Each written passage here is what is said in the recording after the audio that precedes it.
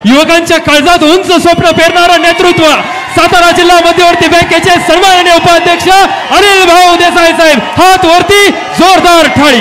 आजच्या या दहिवडीच्या परिवर्तनाच्या ऐतिहासिक सभेमध्ये उपस्थित असलेलं आपल्या सगळ्यांचं दैवत 84 वर्षाचा योद्धा म्हणजे ज्यांच्याकडे आपण पाहतोय ते महाराष्ट्राचे एक धुरंधर व्यक्तिमत्व आदरणीय शरदचंद्रजी पवार साहेब, त्यांच्या जोडीनं इथं उपस्थित असलेले तुम्हा आमच्या सगळ्यांच्यावरती ज्यांचा नेहमी आशीर्वादाचा हात आहे ते महाराष्ट्राचं दुसरं धुरंधर व्यक्तिमत्व सन्माननीय विजयसिंह मोहिते पाटील दादा, व्यासपीठावर असलेले आदरणीय आपले लाडके खासदार धैर्यशील भैया मोहिते पाटील आणि उद्याचे तुमचे माझे होणारे भावी आमदार आदरणीय प्रभाकररावजी घारगे साहेब, उपस्थित असलेले व्यासपीठावरचे सन्मान्य सर्व सन्मान्य उपस्थित असलेले सगळे ज्यांच्यामुळं उद्या घारगे साहेब आमदार होणार आहेत, हे सगळे लोकशाहीतले सगळे तुम्ही राजे, उपस्थित असलेले सगळी वडीलधारी मंडळी, सगळे तरुण बांधव, सगळे पत्रकार बांधव, वेळ फार झालाय मला माहिती आहे आणि आपल्या सगळ्यांना फक्त आदरणीय पवार साहेबांचं ऐकायचं आहे। सगळेजण पवार साहेब काय आज संदेश देणार आहेत हे ऐकण्यासाठी कान आपले आतुर झालेले आहेत। आदरणीय पवार साहेब, मी आपल्याला नम्रपणे सांगेन, इथं या दहिवडीच्या मैदानावरती एक सभा झाली होती आणि या सभेमध्ये आम्ही आदरणीय जयंत पाटलांच्या समोर सगळ्यांनी शब्द दिला होता, आदरणीय पवार साहेब ज्याला उमेदवारी देतील काही जरी झालं तर आम्ही सगळी मंडळी एकाच एक करू आणि साहेब तो पहिल्यांदा शब्द पाळून आम्ही सगळे तुमच्या समोर आलोय। त्यामुळं साहेब मी आपल्या समोर काही विश्वासाने नम्रपणे बोलणार आहे। खरं एक वक्त्यांनी सांगितली वस्तुस्थिती आहे, या मान तालुक्यामध्ये सभा होत आहेत, सभा ह्या वैचारिक होत नाहीत, या सभा म्हणजे बोरीचा बार चालू आहे, बोरीचा बार, आणि बोलावं कुणी। खरं तर आदरणीय पवार साहेब ज्या दिवशी आम्ही फॉर्म भरायला आलो, एवढ्याच मोठ्या संख्येने मी फॉर्म भरायला आलो, त्यावेळी इथे येऊन काही मंडळी बसली आणि त्यांना वाटलं अजून 4-2 फॉर्म भरले जातील, यांच्यात काहीतरी बंडखोरी होईल म्हणून त्या दिवशी त्यांना वाटत होतं आता काहीतरी धुसफुसल।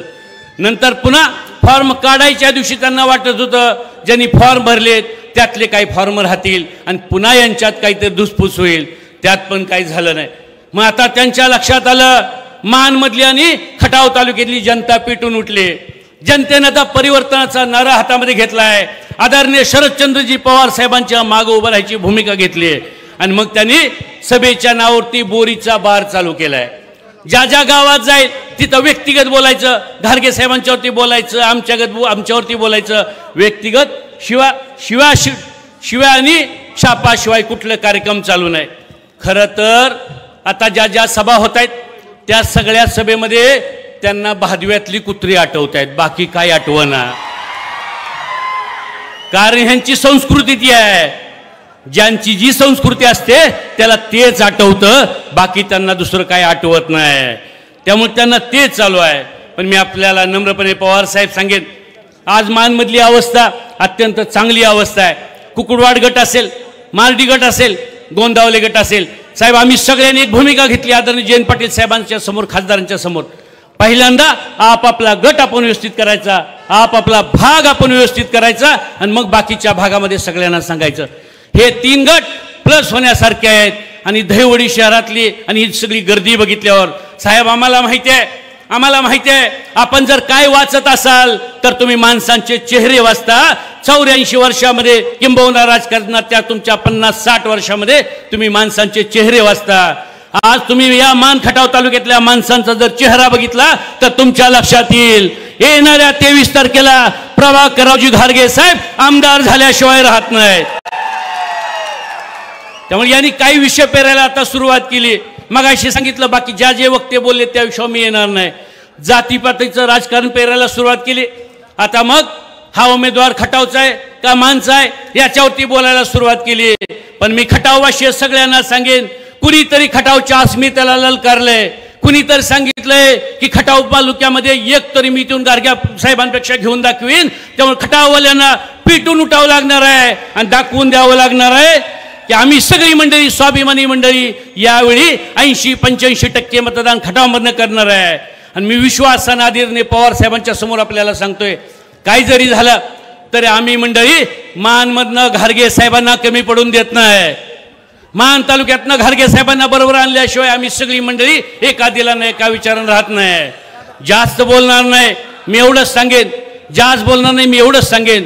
पण ज्यांची जी संस्कृती आहे, एखाद्याला हिसाब नीतीमध्ये मी एक गोष्ट ऐकली होती की एखाद्या डुकराला जर तुम्ही त्याला एखादं मोठं पद दिलं,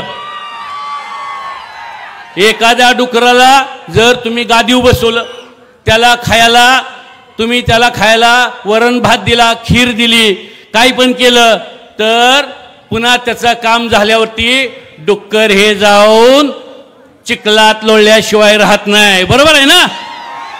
हे हिसाब नीती मी वाचलं होतं. बांधवांनो, हेच ह्या मान तालुक्यामध्ये चालू आहे.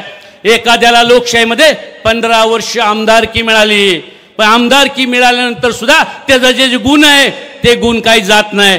साहेब आमदार झाल्यावर, आमदार व्हायच्या अगोदर हे पाकिटमारी करत होते, आमदार व्हायच्या अगोदर हे खोट्या नोटा छापत होते, हत्याराचा व्यवसाय करत होते, हे सगळं करत होते, सगळे गुन्हे दाखल आहेत सांगलीमध्ये, हे सगळे त्यांच्यावर जुने गुन्हे दाखल आहेत. पण आम्हाला वाटलं होतं मानखटावमधल्या जनतेला एकदा का आमदार झाल्यावर तर यांचं गुण सुधरेल, पण नाही हो साहेब. आमदार झाल्यावर सुद्धा सांगलीचे एका भिशे नावाचा माणूस 7 वर्षापूर्वी मेलेला भिशे जिवंत केला आणि स्वतः आमदारानं त्याची जमीन स्वतःच्या नावावर लिहून घेतली आणि त्याचे बगल बच्चे पिये त्याचे साक्षीदार केले. ही पहिली घटना घडली. त्याच्यानंतर बांधवांनो, कोविडमध्ये मेलेली 200 माणसं जिवंत करायचं पाप या पापी माणसानं केलं. याच्यापेक्षा आपण बघितलं असेल, या माणसानं संस्कृतीचा भरास करायचा आणलाय आणि एक केरीवर बोलायचं, खालच्या पद्धतीने बोलायचं, ही भावना आणि भूमिका ठेवली आहे. मला माहिती आहे अजून आपल्याला 3-4 दिवस आपल्या हातामध्ये आहेत. बांधवांनो, आज पवार साहेबांना सगळ्यांनी, इथं बसलेल्या सगळ्यांनी पवार साहेबांना हात वर करून एकदा विश्वास द्या, हात वर करून विश्वास द्या. आम्ही सगळी मान खटावची माणसं, पवार साहेब आपल्याला एक आमदार दिल्याशिवाय राहणार नाही. आणि आम्ही सगळी मंडळींनी आपल्या शब्दावरती साहेब पाठीमागं थांबून आदरणीय घारगे साहेबांच्या बाबतीत भूमिका घेतली. आम्हाला माहिती आहे पवार साहेबांना सगळं चांगलं कळत असतं. पवार साहेब सगळ्या गोष्टीची जाणीव ठेवणारे नेते आहेत. त्यामुळे पवार साहेब सगळ्यांच्या कामगिरीचं योग्य मूल्यमापन करतील एवढं सांगतो आणि थांबतो. जय हिंद, जय महाराष्ट्र. हॅलो, धन्यवाद अनिल.